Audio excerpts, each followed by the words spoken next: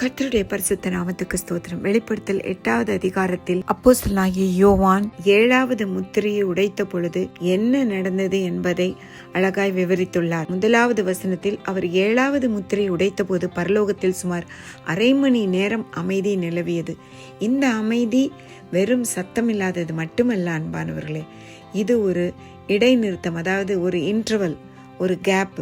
பூமியில் கடவுளின் நியாய தீர்ப்பு ஊற்றப்படுவதற்கு முன் எதிர்பார்க்கும் ஒரு நிமிடம். இது புயலுக்கு முந்தைய அமைதியை போன்றது. இந்த அமைதிக்கான காரணங்கள் என்ன தெரியுமா? ஒரு பெரிய பிரமிப்பு. இந்த பிரமிப்பு அதோடு கூட ஒரு பயபக்தி. அதனால் அந்த அமைதி. பரலோகத்தில் உள்ளவர்கள் திகைத்து போன அமைதியில் உள்ளனர். அவர்கள் கடவுளின் பரிசுத்த மற்றும் மகத்துவத்தால் மூழ்கடிக்கப்பட்டார்கள். என்ன நடந்தது என்றால், இறுதி நியாய தீர்ப்பு செயல்களுக்கு ஒரு பிளாட்ஃபார்ம் மாதிரி அமைக்கப்பட்டது. இதன் மூலம் பரலோகம் மூச்சை பிடித்துக் கொண்டிருக்கிறது. முத்திரைகள் திறப்பதிலிருந்து கடவுளின் கோபம் ஊற்றுவதற்கான மாற்றத்தை இந்த அமைதி குறிக்கிறது. வெளிப்படுத்தல் 8:2வது வசனத்தில் தேவனுக்கு முன்பாக நிற்கும் 7 தூதர்களை கண்டேன்.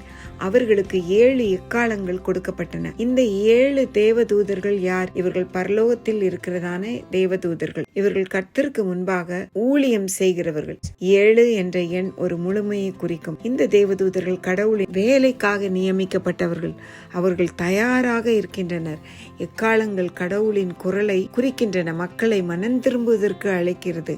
நியாய தீர்ப்பை அறிவிக்கின்றன. பழைய ஏற்பாட்டில் எக்காலங்கள் முக்கியமான நிகழ்வுகளை, போர்கள் அல்லது பண்டிகை காலங்களில் பயன்படுத்துவார்கள். மேலும் இங்கே அவை கடவுளின் நியாய தீர்ப்புகளுக்கு பயன்படுத்துகிறார். இந்த வசனத்தை தொடர்ந்து எக்கால நியாய தீர்ப்புகளுக்கு ஒரு பிளாட்ஃபார்மாக அமைகிறது. கடவுளின் வல்லமையையும் அவருடைய மகிமையையும் இதனால் ஏற்படும் விளைவுகளை பற்றி குறித்தும் எச்சரிக்கிறது.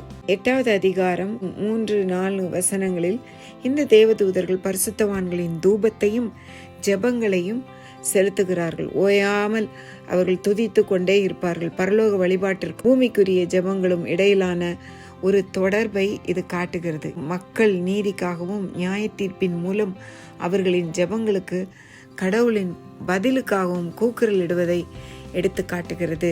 8-6வது வசனத்தில் பூமியில் கடவுளின் நியாய தீர்ப்பை குறிக்கிறது.